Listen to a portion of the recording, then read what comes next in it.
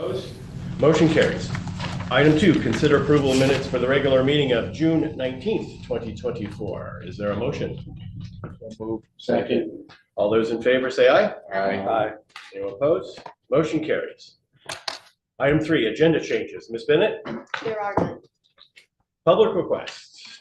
If any member of the public wishes to provide a comment on any item, the time to do so is now. Please complete the public comment card identifying the item upon which you wish to be heard and provide it to Ms. Landers. The public comment cards are located in the back of the room. Each member of the public wishing to comment will be provided with 5 minutes to do so. The chair reserves the right to move the public comment opportunity on a specific agenda item to the point in the agenda when that item is to be considered and or to extend the allotted time per speaker. Item 5, consent agenda. There are no items on that agenda this evening. Item 6, federal, state, and municipal input. Ms. Bennett? There is none. Financial reports. Mr. Vogel, please introduce the item. Hi, everybody. All right, so we have a couple to go through, actually. The reports included in your packet includes details on the current year's budget, current year's projections. Okay, that's the budget. Sorry, I had another sheet here. Essentially, we have to go over 2 different months, and Richard Gurzo is going to give us a report for the financial for June. And I think, Richard, are you also giving us the financials for July? You are? Yes. Thank you. Yes. Perfect. All right. The floor is yours, Mr. Gurzo. Thank you, Mr. Vogel. As Mr. Vogel said, in the package of the financial report through June and July.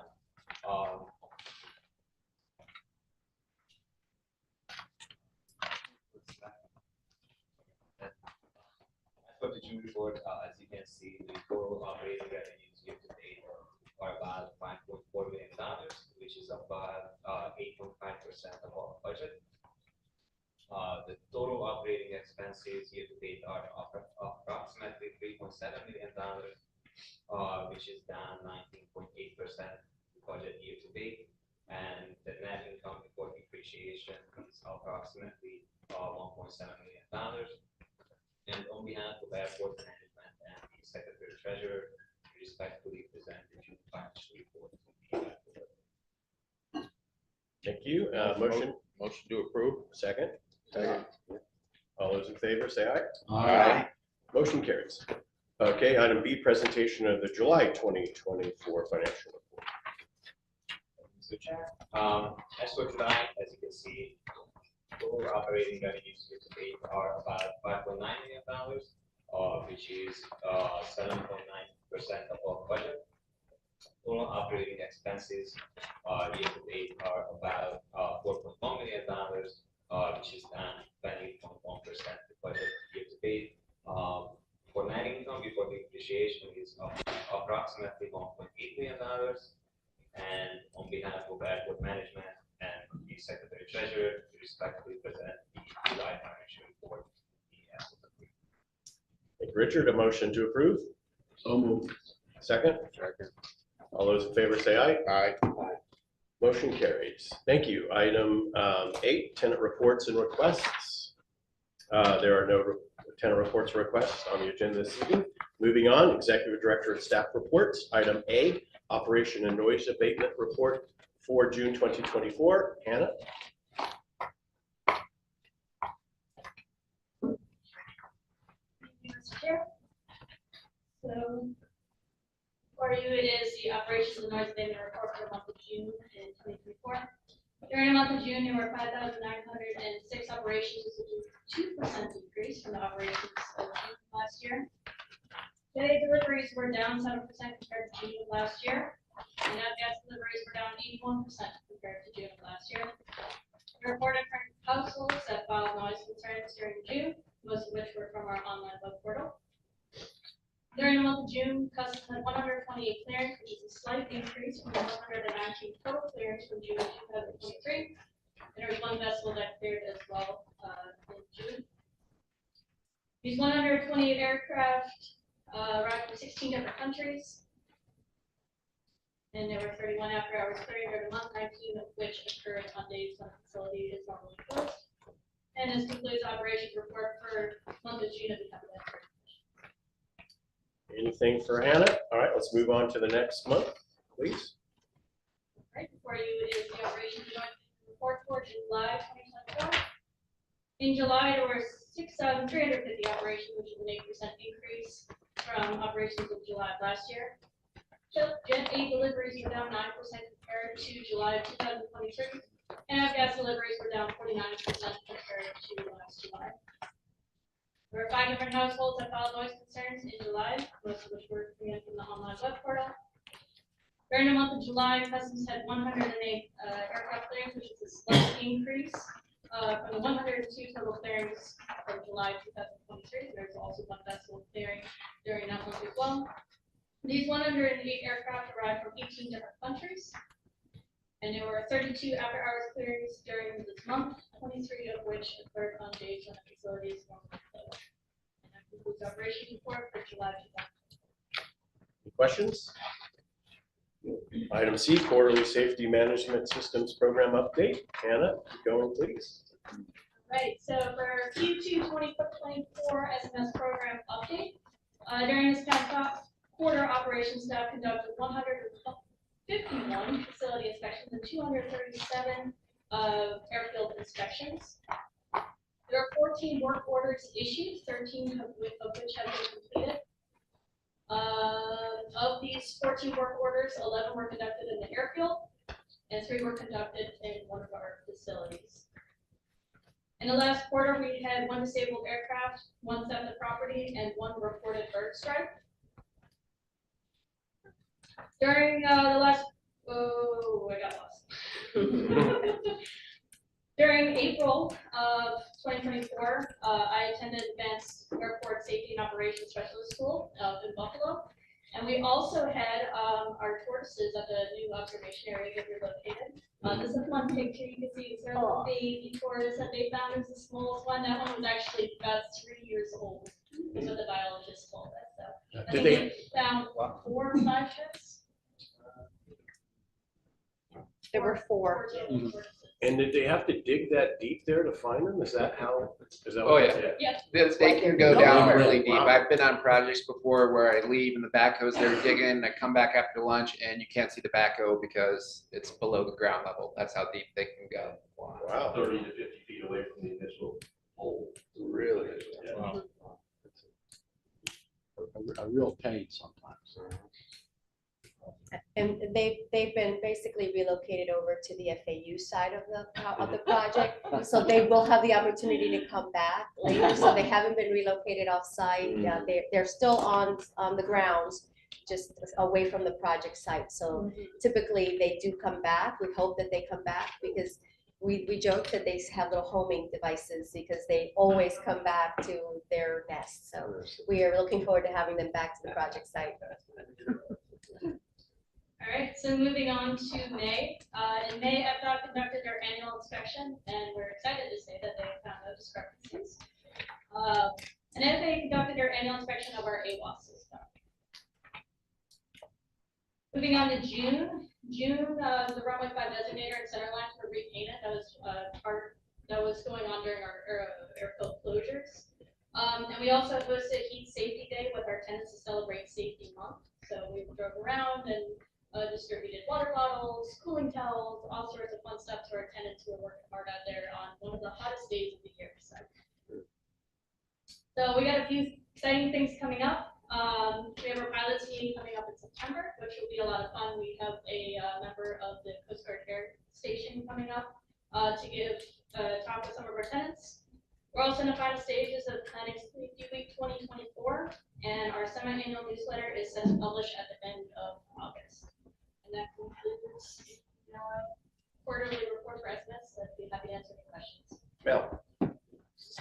I saw that we had 1 disabled aircraft. Do you remember the details of that? Was it on the runway or? Yeah, so that one was, I think it was just a fire alarm. And I want to say, when this whole safety management thing started a few months ago, I was wondering what direction it would go in. But I am thoroughly impressed with it because, at least from my point of view, I think all of us, we see what goes on here. Daily, weekly, monthly basis. It's fabulous graphics, by the way. Any other comments or questions for Hannah? Thank you so much. Appreciate it. Good job. Item D, presentation by the City of Boca Raton detailing the Boca Raton Centennial Celebration. Now my pleasure to introduce Anne Marie Conley. There she is over there, Communications and Marketing Manager for the city. She's going to give us a update on the exciting events planned, I think, starting January 1 to commemorate the 100th anniversary or birthday of our beloved city. So how exciting. Well, thank you all so much for having us. My name is Anne Marie Connolly. I'm the Communications Manager for the City of Boca Raton. I'm Amy Tiborcio. I'm the Amphitheater Community Events Manager for the city. And for this purpose, we are the co-chairs for the Centennial Planning. We have a lot of really great information. We'll try to keep it as short and concise as possible, but we're really excited to be here and share this with all of you. So just to give you a little bit of background, the town of Boca Raton was incorporated on May 26, 1925, so our official centennial celebration is May 26, 2025. We were approached by City Council to create a big, bold celebration that we were tasked with. So we have come up with a citywide, year-long celebration and really making this unique to the city and getting the community involved in all different endeavors. So first, we recently launched our Centennial brand mark. It represents all the different aspects of our coastal community, and you will see this painted across the town. We have different applications and opportunities for our community partners and businesses to get involved. But there'll be opportunities to utilize assets and promote the Centennial, but you'll see this all around the city of Boca Raton. We also have a couple of projects that are in the pipeline and many more to come. We're working with a local marketing agency to help execute the various initiatives and projects that we have. Some of the projects are a Centennial website. So launching January 1st, 2025, that will be the hub of information for the Centennial. So we'll have a full calendar of events, some sponsorship opportunities, storytelling opportunities, and really unique ways for the community to get involved and engaged with the Centennial. We also have a merchandise store coming. We're going to be wrapping our new circuit shuttles around the city. You might be seeing a Bright Line train wrapped for the Boca Centennial. New entryway signs coming in and out of the city, and also a project that we're really excited about. We're not sure if any of you are familiar, but this was a Boca Raton landmark in the 60s, and our public art coordinator is commissioning an artist to recreate that. So it's a 20-foot installation that will be in different areas around the city, and then once the Centennial's over, we're actually going to reinstall it in its original location. And we have a lot of public art projects, both temporary and permanent, that will be coming through this Centennial as well. So we have a lot of art projects, but we have a lot we can talk about, but we really appreciate how concise you all were, so we're feeling pressure to be efficient and tight. Okay, so we're we can go on and on, so we'll try to get to the point and then answer questions. So one of the main things, this is also part of our public art. We partnered with Miami. I don't know if anybody's familiar with it, but they're obviously an organization based in Miami. Their mission is to have everybody in Miami come into contact with poetry. And they've been doing that for about 14 years. We collaborated with them for the Centennial Project. One of the big things that drew us to the project and that they do is called zip codes. And you take the zip code and create a poem based on your zip code, because everybody has a zip code, and it's like an opportunity to reflect on what you think about where you live. So here's one example: 33487, 3 words, 3 words, 4 words, 8 words, 7 words. So at first blush, it doesn't sound like very practical or poetry, okay, really, but we're really excited because it's going to help us. We want to really hear from all different people throughout the community and in the different zip codes in the city. And it's an interactive and authentic way for people to interact. And there are also a lot of business opportunities. But essentially, the overarching theme is we will gather this, we'll collect these, we're doing workshops, we're working with Miami and a couple different things. and then it'll be reflected back through the community in public art, basically. They call it civic publishing. So here's some ideas, some examples of how Miami has done it. The top there is an example called plastic poetry. Now that can be a beach cleanup, collecting the plastic, and then what they do is there's a company who returns that plastic into these letters, and then you have a permanent public art display from, you know, cleaning up your area. But it can also be a business, like a coffee shop collecting, you know, their recycle bin of plastic. So the city will be doing at least 3 of those throughout the year. You see the pole banners, we'll obviously have those, and you all may have a unique perspective and really appreciate the one. This is near the Miami airport. In one of the flight paths, it's a poem painted on top of one of the buildings. They can be seen. Digital displays there, like we've talked to Town Center, we'll have digital displays in them all there. So we've been working with all of our community partners, and it gives a lot of people different, like something else to kind of grab onto and another way to interact with them. Oh, sorry, so ours is rebranded, we personalized it called Ode to Boca.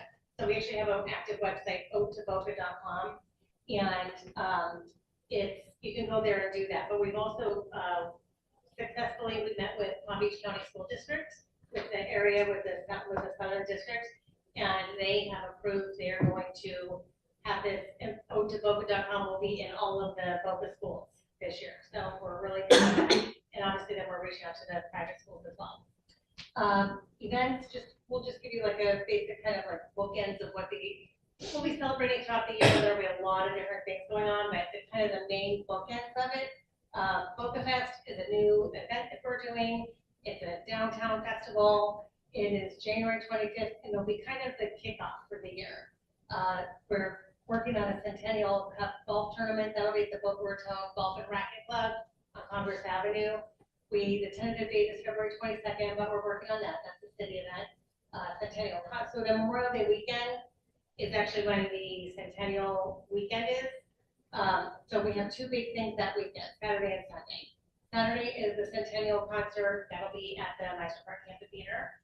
And the Sunday at Brick, we will have, because we like Brick is the history and the future of the city. We think it's a great location to do something signature to celebrate the Centennial. There will be first a culmination from the Ode to Boca project. There'll be 100 poets selected to come recite their poems, and it's a really big deal. People get really excited about it. And then we'll have a drone show and fireworks. That'll be free and open to the public. And then the Holiday Street Parade is on the other end of the calendar. And that's because the theme will honestly be Centennial. We're just encouraging people who don't even normally do a float to consider it. Like, it would be really cool to have the airport do a big float for the Centennial Parade. Plenty of time to plan, plenty of time to form a committee and plan for it now, but it'll be really cool. It'll be the end of the year, it'll be December, so it'll be, kind of end and winding down the Centennial celebration. And like we said from the beginning, we're really striving to foster a relationship within the community to make this really unique and authentic to Boca Raton, to celebrate not only our past 100 years, but the future of what it looks like within the city. So we're creating some diverse opportunities, from fun and unique ideas to sponsorship and partnership packages, which will provide a really kind of high level overview as we're still kind of working on solidifying these. So we'll have donations, which will be opportunities available for individuals to either, donate in honor of someone or major contributions toward the Centennial. And that will be a portal on our website, and we'll be able to kind of feature a running timeline of all those donations. We have sponsorship packages that are geared more towards like local businesses and nonprofits that are looking to get involved. That package will be between $500 to $20,000. Excuse me, I'm getting over a cold, so pardon me. And then we have the partnership package, which is a fully customized opportunity for our major business partners in the community, our community partners, and they'll get the highest level of exposure and recognition throughout the Centennial celebration. And that package is from 25,000 to 100. And obviously based within those packages, they'll be broken down into tiered levels, and then there will be benefits that will tie into all of that. And then obviously, if people want to donate time instead of monetarily, we'll have volunteers for any events and initiatives that we have, as well as an ambassador program to really help us elevate and engage the community and spread the word of the centennial and everything that we're doing. And then we're just reaching out to the community to, certain businesses or other ideas. So, participation in any of the city centennial events. As Amy mentioned, with the Odes to Boca, supporting that initiative, whether that's installing a public art project, or we're going to have some toolkits that you can have on site in different areas to help incentivize that program. The utilization of 100 or a centennial theme. So any restaurants, businesses who utilize the 100 or theme an event or an initiative around the centennial will host those events and initiatives on our website. So really trying to be inclusive and cross-promoting any way that we can. We'll have a lot of storytelling opportunities as well from the business community, our residents, pioneers that have lived here for 40+ years, and then obviously any sort of promotion for the centennial within your organizations and your social media is always greatly appreciated. But this is the team. We also brought Ileana Olmstead with us. I'll be leaving on maternity leave next week, so brought her on board. She'll be helping Amy and making sure that we get all the information out to all of our partners. But right now, myboca.us/boca100 will have all this information and more. But then January, we'll launch the website, will be boca100.com. So if you have any questions, please reach out and let us know, or we're more than happy to answer questions. The original sign, where was that location? On Federal, it's Heading north from Deerfield. So there's like a fork in the road somewhere down there. So that was the original. That's where it was replication. Just right by the canal. Yeah. But it'll be a traveling kind of, is that what you indicated? Yeah, It'll so be in throughout different the spots each year, month? Yeah, whether it's through the months or, each quarter, it's a pretty large installation. So we'll have it in various locations around the city. It'll travel a couple times. Yeah. It's not gonna be travel. Yeah. It'll be probably at Sanborn Square, maybe at City Hall, but then it'll be reinstalled in its original location. But that's just one like public art thing that we're really excited about, because it ties to history and it's public art. And as everyone around the table here knows, the airport played an integral role in the development and growth of Boca Raton. So besides having a float in the holiday parade, what else do you envision for us to be involved in? I think that's up to Yeah, I think that's up to you all. Yeah. Yes, yeah, I think that, we're open to anything and everything. We're our point here today is show you kind of like what we're doing, and we're sharing and getting out the message. So when everybody wants to collaborate, we want to help promote that too. We want it to just be an opportunity for all of our partners and local businesses, and individuals that we're going to feel a part of. So whatever that looks like, we're happy to hear it. The partnership and sponsorship, I notice, they go like up to $100,000. So question, is that how this is being funded in its entirety, or does the city have a line item in their budget that is dedicated? We have a budget for it. Okay. But we know that's not funding the project, right? Boca, we have a good budget for it, and we've been given the tap to do whatever to make it big and special.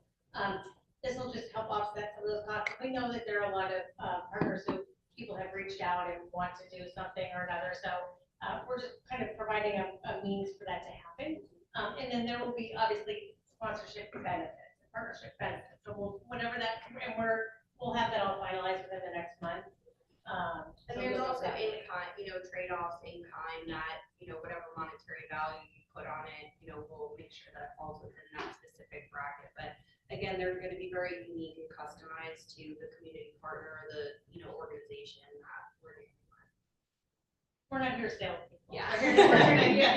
We're here to share what we're doing and, we're anxious to hear what you all think if you want to collaborate.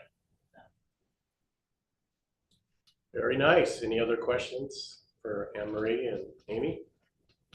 Wonderful. Well, Thank you so we much. look forward to hearing Hope that was more. efficient. It was very good. Pressure from the first person. Very efficient. We appreciate it. Oh my God, they're right through it. Moving on, item E, presentation of the Boca Raton Airport Authority's proposed annual operating and capital budgets for fiscal year 2025. Mitch. Hi, okay. The report that you have in your packet includes details on the current year's budget and current year projections and the assumptions we have for next year for both revenue and expenses. As you're aware, we take a conservative approach to budget. All new budget requests are analyzed based upon existing contracts or planned projects as detailed in the report. On the revenue side, we are fortunate that most of our revenues come from land leases, and these escalations are based upon the terms of these leases, typically CPI. However, fuel flowage fees and customs user fees are harder to predict. We expect to have a positive net operating income, but we are expecting a small decrease to our net position at the end of this budget year. I have reviewed these details with the staff and have no additional comments. I am now going to turn it over to Rob to present the budget report. Rob, let's see you tap dance through this. All right, so as you're aware, our operating budget is aligned with the strategic plan that was created back in 2020. Through the strategic planning process, 5 different initiatives on the screen there were developed, and those guide our overarching goals.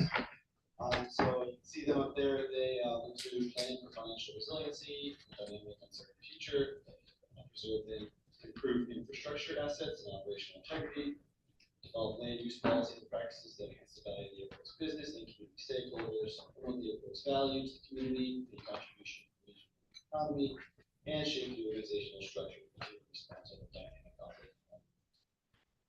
So that kind of drives our budgeting process there. So on to some fiscal year 2024 highlights. This year was a great year, and your full report includes a lot more detail on some of the items that we went into. But I do want to highlight just a few here. So as all of you are aware, this year we did celebrate our 75th anniversary. We had several different events throughout the year, the mural wall, cocktail party, and the coffee table book that I believe all of you should have received tonight. And then we also have our coffee table mailing party tomorrow, so that's a pretty good thing as well. We also continue to have restart pilots, meetings with flight schools, and we have our pilot meeting upcoming in a couple of weeks as well. And we had some good community outreach, different HOAs that we met with over our noise program.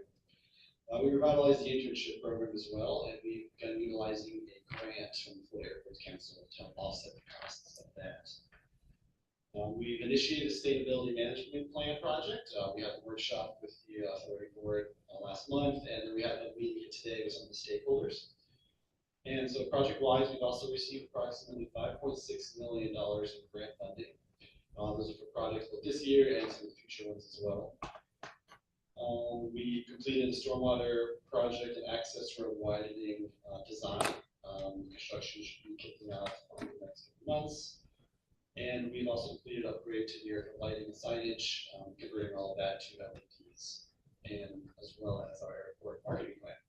And then, as I'm sure most of you saw as you came today, we finally began construction in our observation area, so that's also very exciting.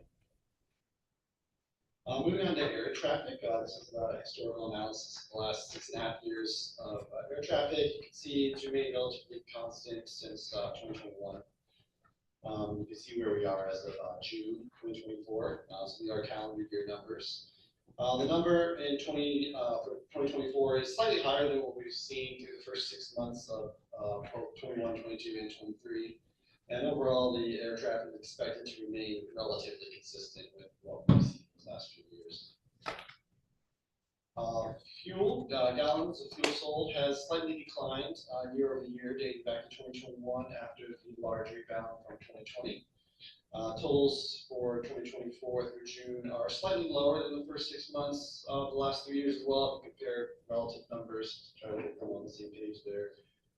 First half of the year is still a little bit lower than June last year, June before. anticipating a slight decrease in fuel sales, possibly to continue with fuel prices kind of the same. U.S. Customs, our customs clearings continue to be strong, with clearings increasing year after year. We had a large drop in 2020, but since then they've steadily increased, and we expect it to be relatively constant throughout this year as well. Overall, customs since opening in 2018, we've had about 9,950 aircraft that have cleared, over 46,000 passengers through the facility. So that's pretty exciting. All right, so moving on to the 2025 proposed budget. I'll start with our revenue. We're very lucky, as was stated earlier, that our revenue sources are relatively stable. Source of income, with 3/4 of the revenue is coming from our contractually long-term ground leases. Approximately 15% comes from fuel flowage fees, which is a 5% per gallon fee that's imposed on the fuel deliveries to the FBOs. So that's how we get 15% there. And our customs fees are approximately 8% of our total. And the remaining 1% is comprised of smaller things like rental car fees, batch fees, other things like that.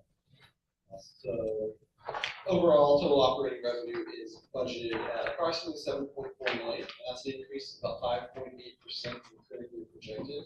And again, most of these increases come from the annual lease adjustments, CPI, or something else coming out in the lease. I do want to point out that we may have an amendment to the fuel revenue as listed in your package there. So I'll turn it over to Mr. Noble if you wanted to mention that.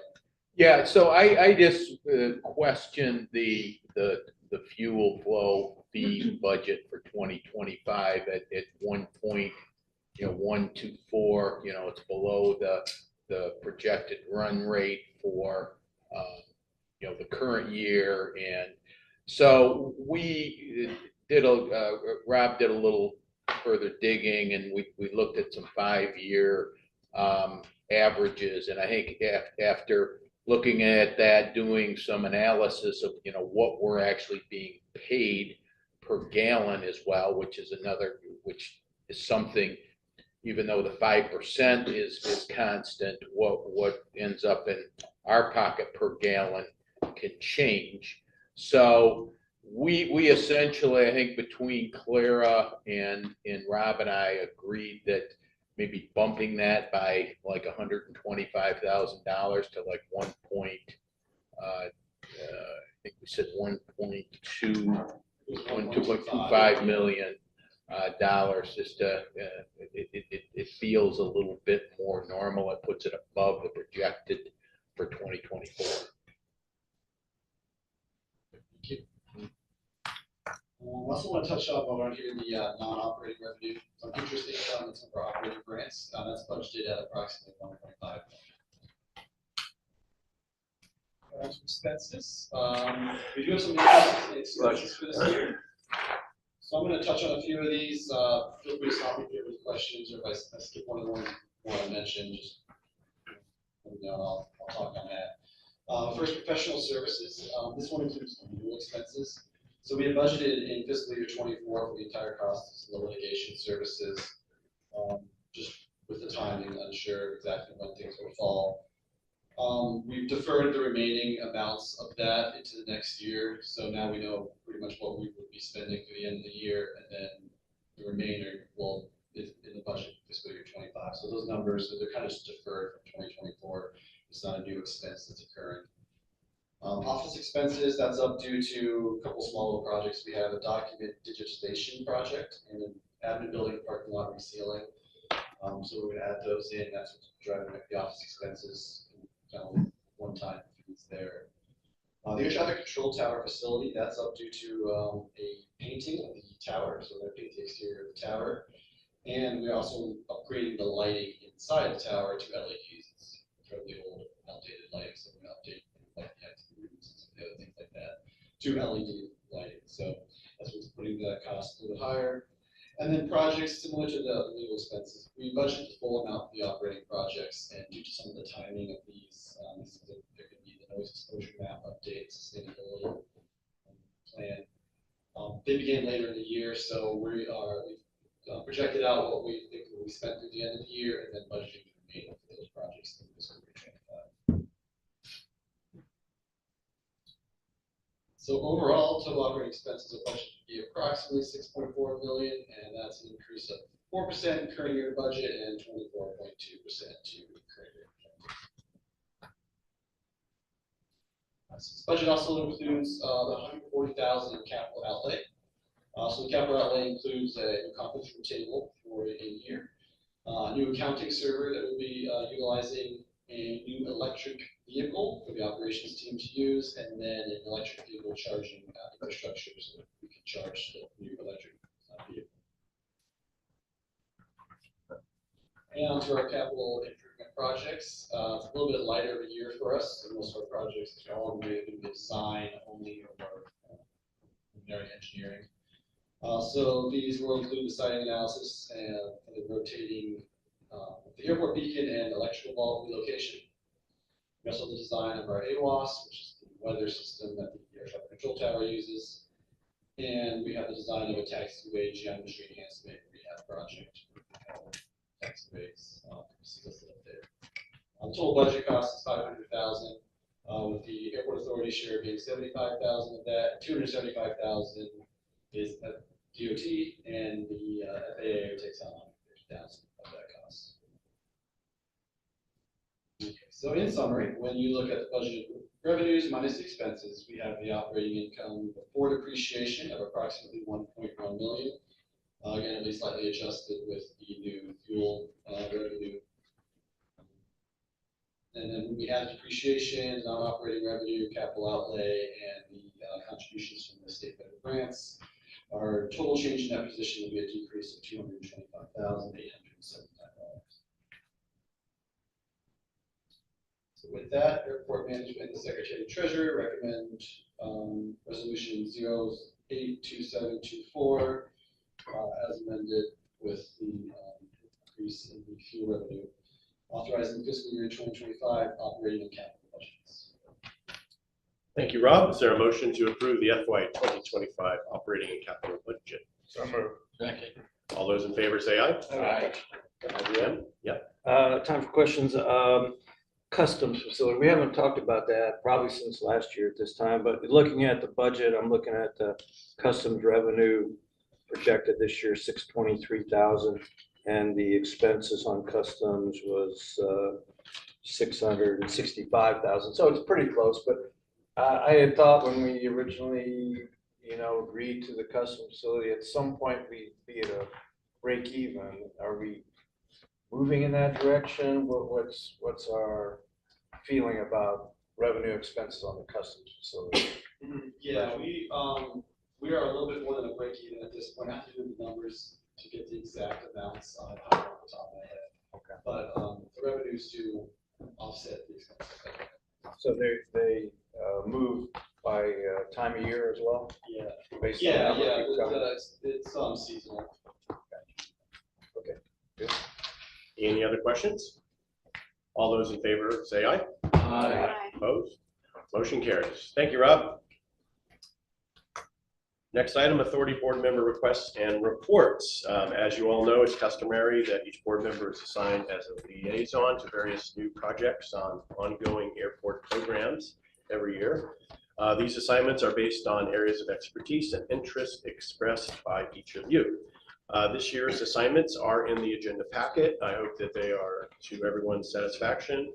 If there are any comments or concerns, we can discuss these assignments otherwise. I know that each of you will fulfill your roles fully and support a staff and the airport's various initiatives.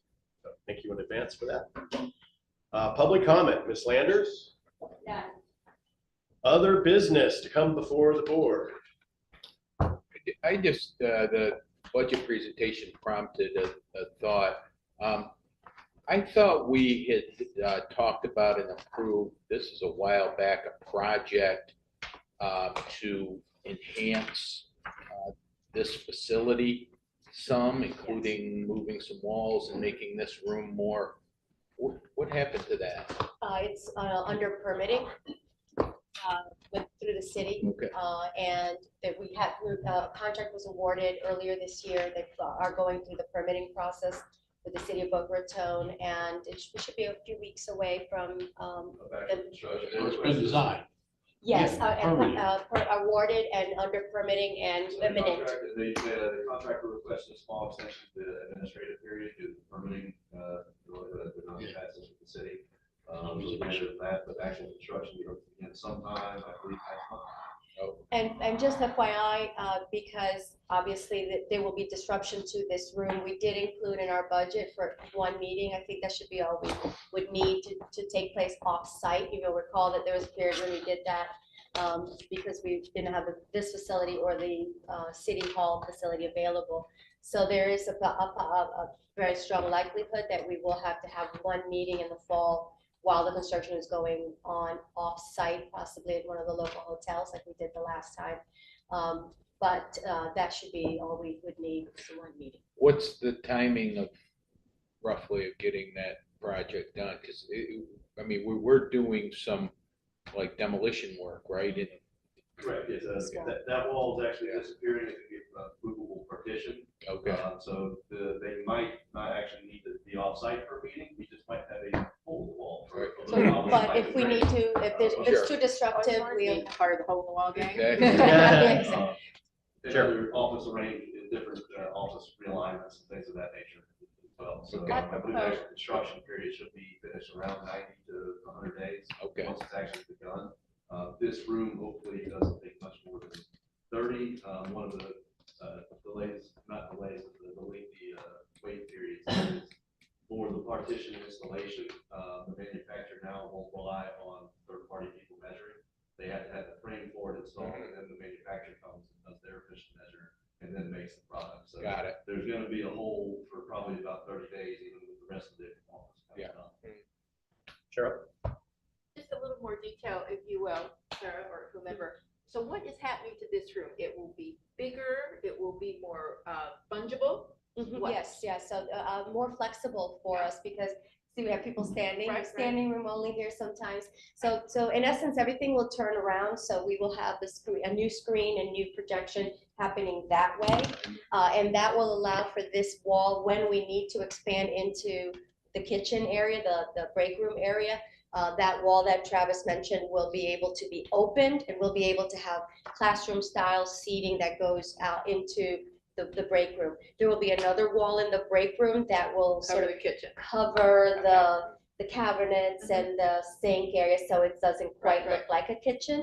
And there'll be another door that will still allow access to the break room for water and things like that. So so that's what's happening in this room.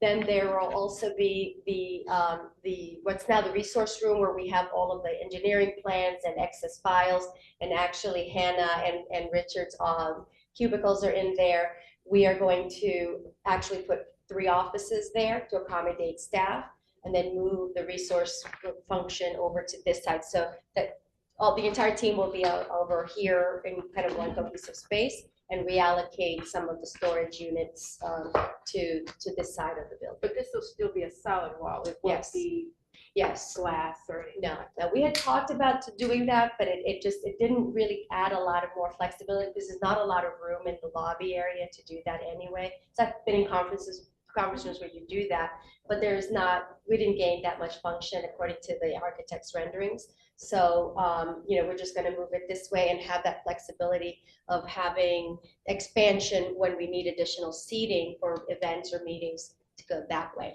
Sorry, Candace. Jane? With my hands. Since all the work is interior, what portions of the project require permitting? If there is some modifications to the building structure, so the structural engineering, I believe that's the major extent of it. There's some other minor things.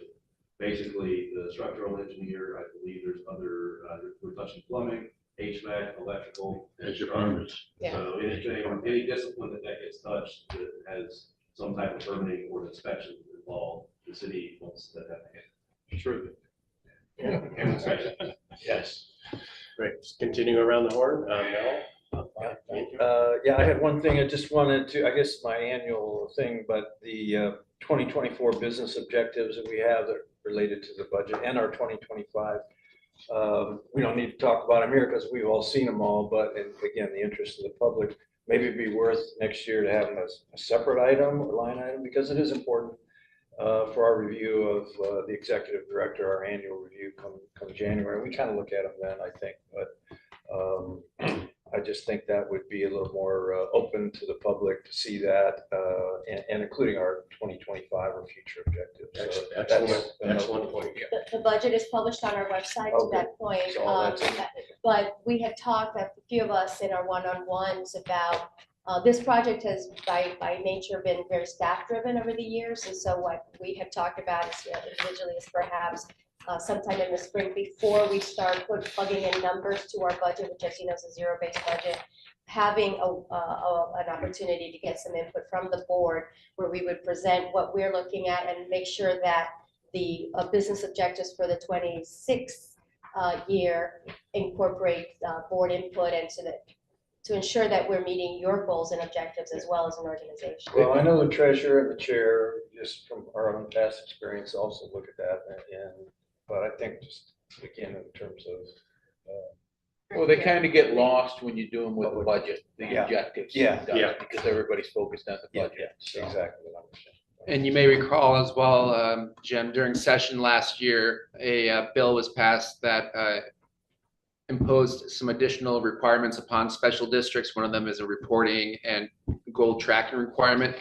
This budget report that we do with those business objectives and reporting out the year before satisfies that requirement.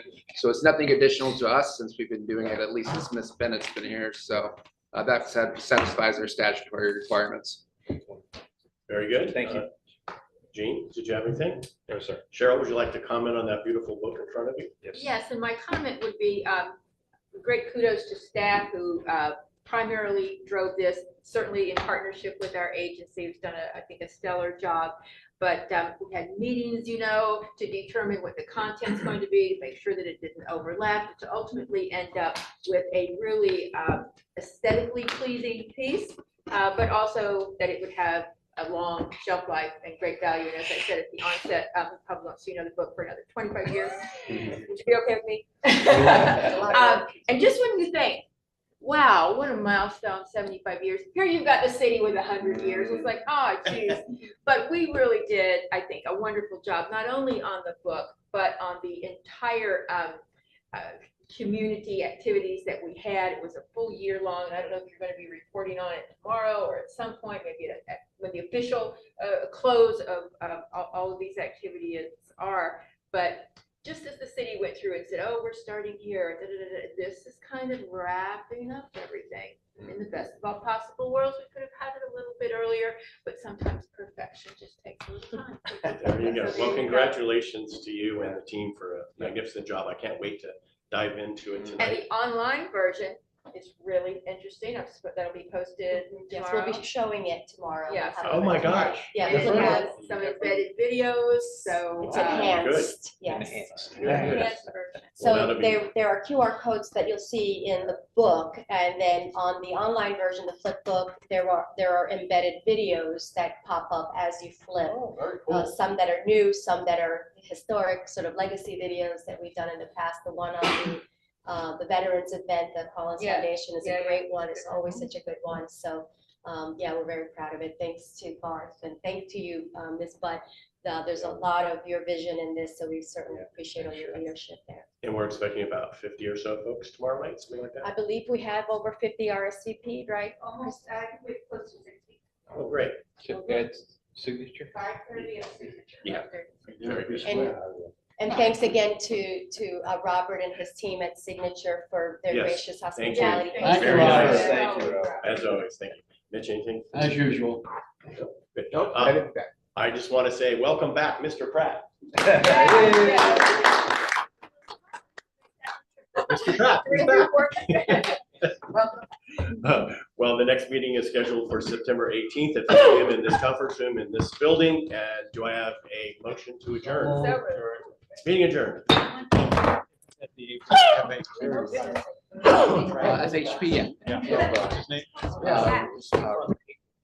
I know that the sergeant's gonna make this comment.